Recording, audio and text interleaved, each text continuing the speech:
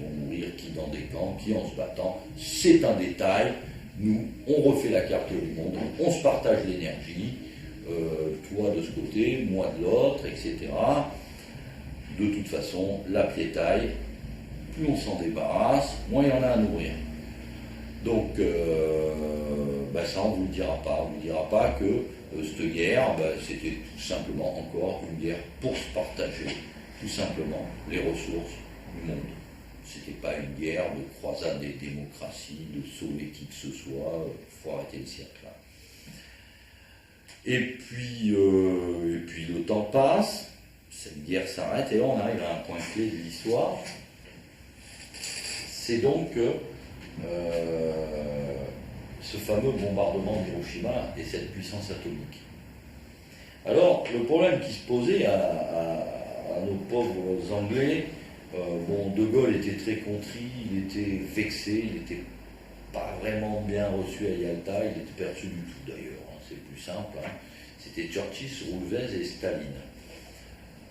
Staline, pendant un temps, il était assez obéissant au système, mais la guerre avançant quand même, il devenait de plus en plus gourmand. Il en voulait de plus en plus.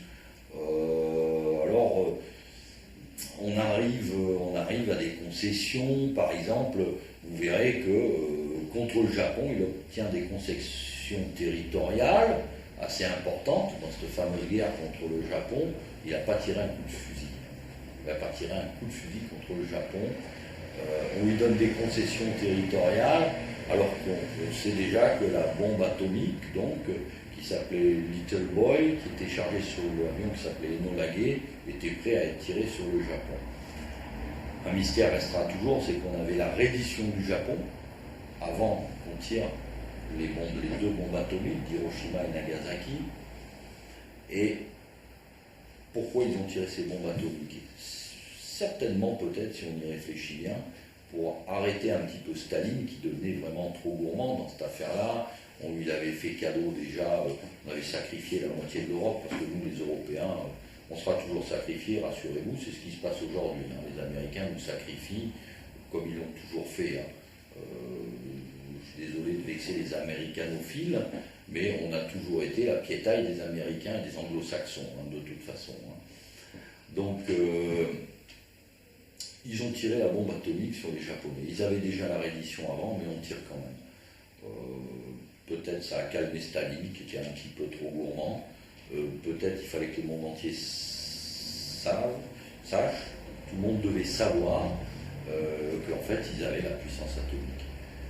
Pourquoi? Parce que de toute façon, après cette guerre-là, il était clair, net, que c'était l'Amérique qui allait devenir la première puissance mondiale. Je ne dirais pas que c'était prévu, c'était prévisible, on dira, pour le moins. Donc on tire la bombe atomique sur nos amis japonais. C'est un détail parce que pour donner des gages, par exemple aux Russes, on ne s'est pas privé de bombarder des civils, notamment à Dresde et Hambourg, aux bombes au phosphore. Hein.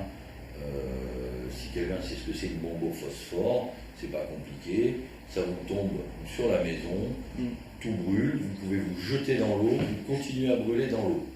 Hein, voilà. Donc on a fait cette merveilleuse expédition. Nous les Français, nous, on n'a rien gagné. Rien, absolument rien.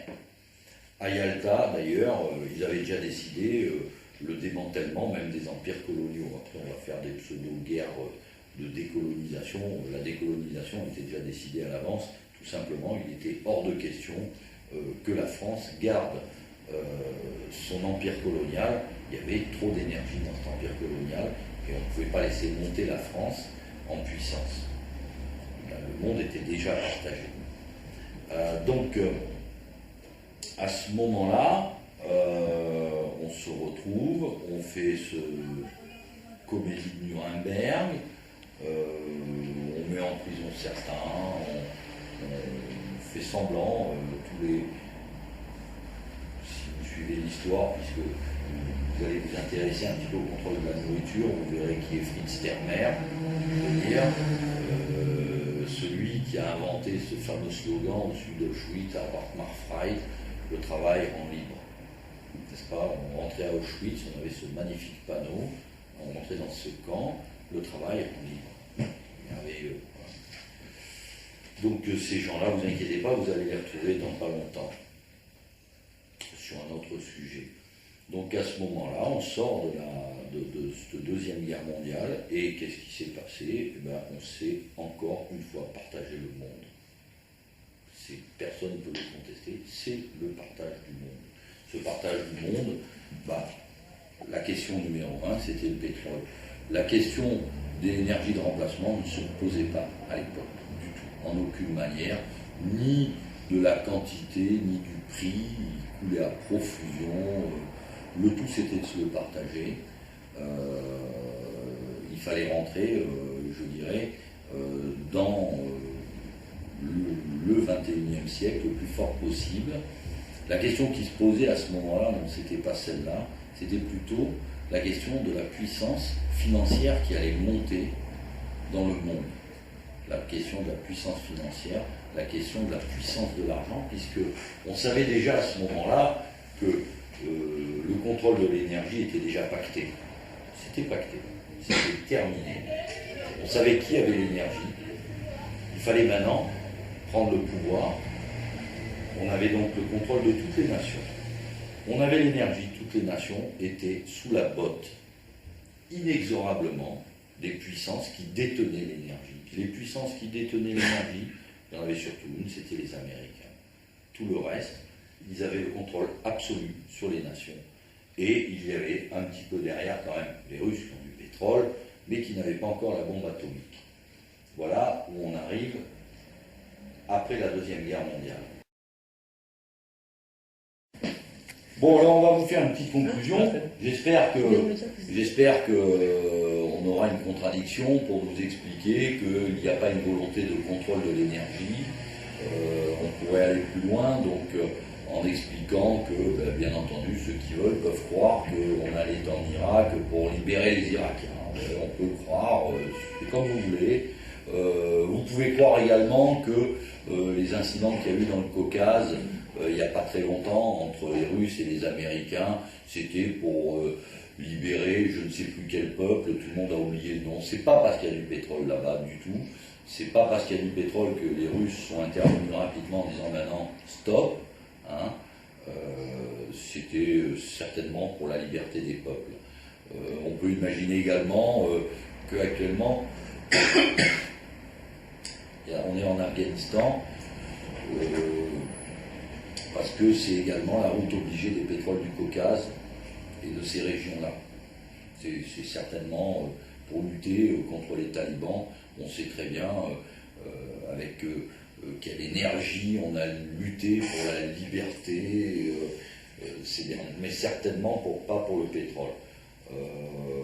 C'est bizarre, il y a quand même pas mal de pays dénoncés par Amnesty International, où les libertés, c'est quand même pas terrible, mais là on n'y va pas. Il y a pas de pétrole, on n'ira pas. Vous inquiétez pas, ça sera toujours très calme. Donc aujourd'hui, on a une actualité qui est quand même axée sur le pétrole. Pourquoi? Parce que on constate notamment que le président Obama est scandalisé parce que leur pétrole, il retombe sur la gueule au Mexique, et il a dit, Obama, non, il a dit, il faut pas rigoler, mais il a dit que, en fait, il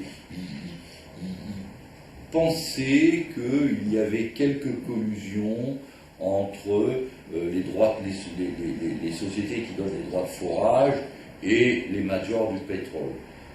C'est bien qu'il ait pensé ça, c'est même époustouflant, puisque de toute façon, il ne faut pas qu'il aille chercher là le problème, il est plus loin, il est carrément au cœur du pouvoir. De toute façon, il suffit d'essayer de comprendre l'histoire d'Haliburton, et on comprendra que les cadres d'Haliburton étaient tout simplement, le principal cadre d'Haliburton était Dick Cheney. Voilà, donc Dick Cheney qui est allé